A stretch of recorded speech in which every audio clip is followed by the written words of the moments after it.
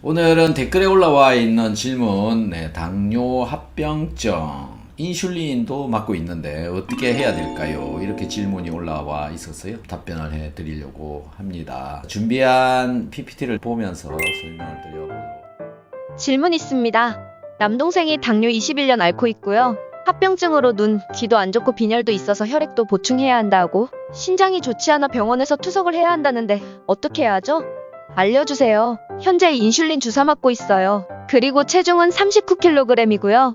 굉장히 심각한 상황에 이제 와 있는 것이고, 이런 상황이 되어져 있다 보니까 결국은 투석을 해야 되니까 먹는 것도 제대로 먹지 못한다. 먹는 걸 제대로 먹지 못하면 몸이 제대로 돌아가느냐? 우선 이렇게 반문을 하고 싶은데요. 그러면 왜 못 먹게 하면서 그 다음에 제대로 먹지도 못하면서 투석을 계속하고 있느냐? 일종의 연명을 하고 있는 수준에 지금 와 있는 그런 상황으로 저는 느껴집니다. 체중이 39kg 정도로 빠져 있다. 먹는 걸 제대로 못 먹기 때문에 그런데 특히 신장이 나쁘다 보니까 염분도 먹지 마라. 염분을 적게 먹으니까 또 많은 문제가 발생하고 있는 거죠. 어쨌든 예전부터 20년 전부터 지금까지 당뇨를 고치려고 무진장 노력을 했을 것이다 라고 생각이 되어지는데요. 많은 노력을 했음에도 불구하고 왜 안 고쳐지느냐라는 건데, 당뇨병은 안 고쳐지는 질병이라고 얘기를 하기 때문에 그렇습니다. 그리고 고쳐지지 않는 방법만 사용하고 있기 때문에 그렇죠. 그래서 고치는 방법에 대해서 좀 이해를 해보는 게 좋지 않을까 싶은데요. 지금까지 이 당뇨 산업에는요, 약물이 굉장히 깊이 있게 관여되어져 있다.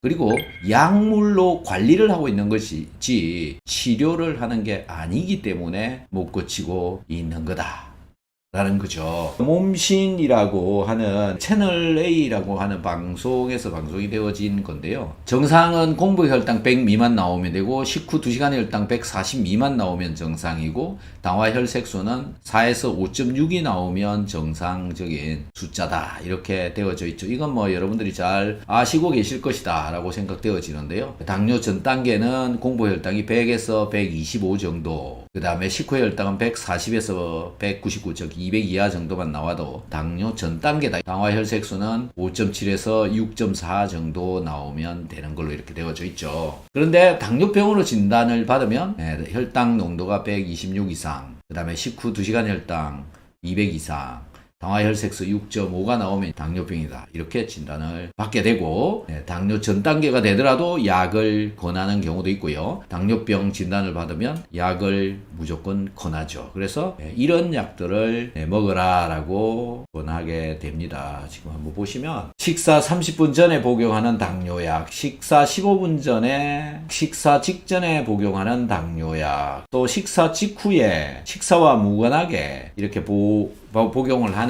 당뇨약의 종류는 엄청 많죠. 그런데요, 이런 약들은 약물이 당뇨에 작용하는 기전, 왜 이 약이 당에 듣느냐 라고 하는 것이 우리가 명확하게 이해를 할 필요가 있습니다. 자, 이거 한번 봐보시면요, 작용 기전이 당뇨병에 따른 각각의 약제의 계열이 있는데, 메트포르민, 티아졸리딘디온, 설폰 요소제, 글리나이드, 알파 글루코시다제 억제제, DDP4 억제제, GLP1 수용체 작용제, 그 다음에 SGLT2 억제제, 인슐린 주사, 이렇게 되어져 있는데요. 직접적으로 당뇨병과 밀접하게 관계가 되어져 있는 것은 인슐린입니다. 즉, 인슐린이 잘 분비가 되어지느냐 안 되느냐에 따라서 당뇨에 영향을 가장 크게 끼치고 있다.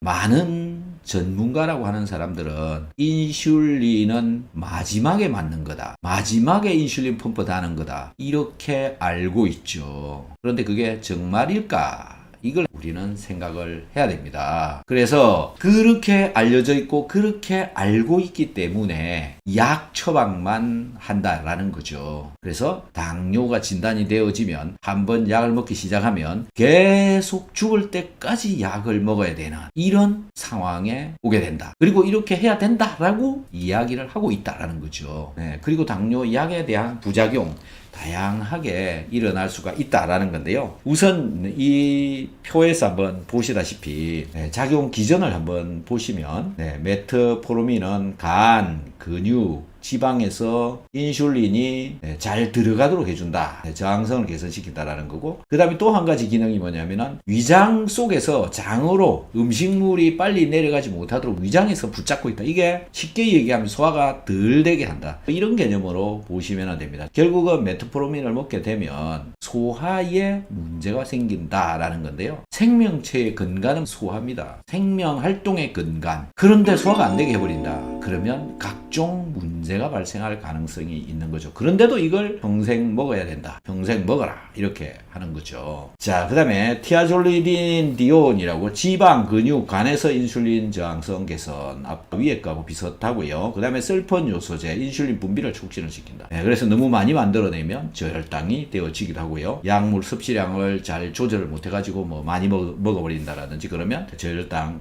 같은 게 오게 되는 거죠. 글리세나이드도 역시 마찬가지고요. 그 다음에 알파 글루코시다제 억제제, 글루코스를 분해를 덜 되게 하는 거죠. 그래서 장에서 탄수화물 흡수가 천천히 되도록 한다.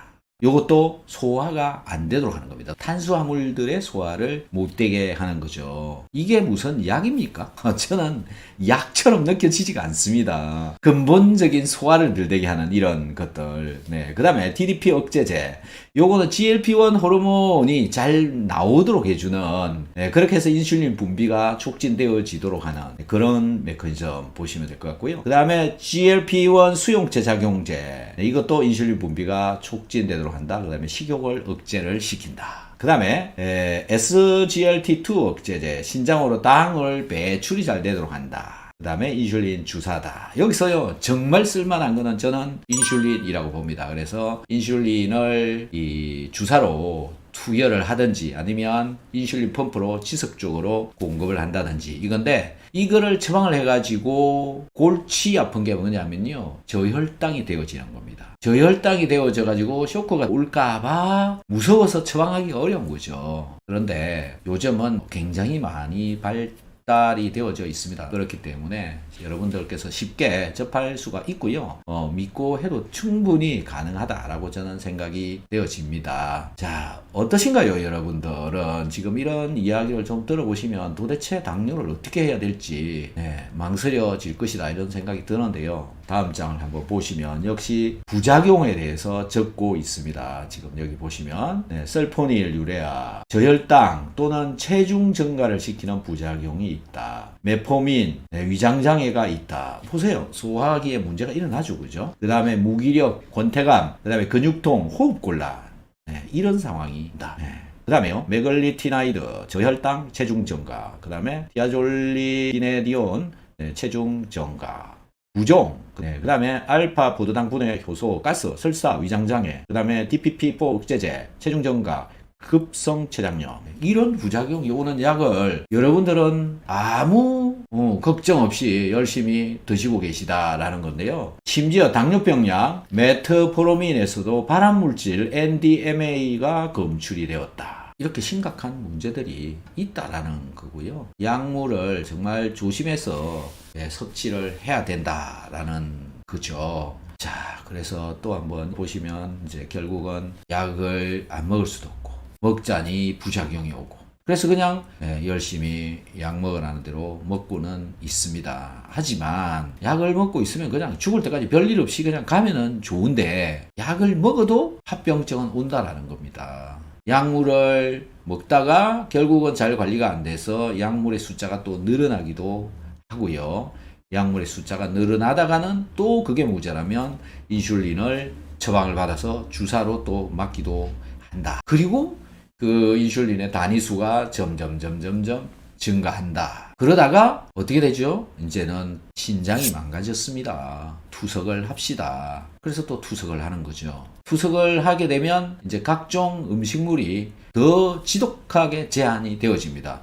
우리 몸의 생명활동에 근간은 먹는 것부터 출발한다. 가장 중요한 물이나 소금이나 이런 것들도 먹는 게 제한이 되어지게 된다. 어떻게 해야 되는 거죠? 그냥 연명이 되어져 있는 수준인 겁니다. 그렇게 되어지면. 그러다가 결국은 몸에 소금의 한계치가 떨어져 가지고 심장이 서버린다. 이런 상황으로 가고 있다. 그리고 면역이 바닥이 있으니까 감염 조금만 일어나도 심각한 수준으로 가버린다. 당뇨병은 불치병이 아니다. 완치 가능하다. 충분히 저는 가능성이 있다고 생각합니다. 당뇨병이 생긴 근본적인 원인은 많은 영향이 있다. 고치는 방법은 완벽하게 개선을 해라.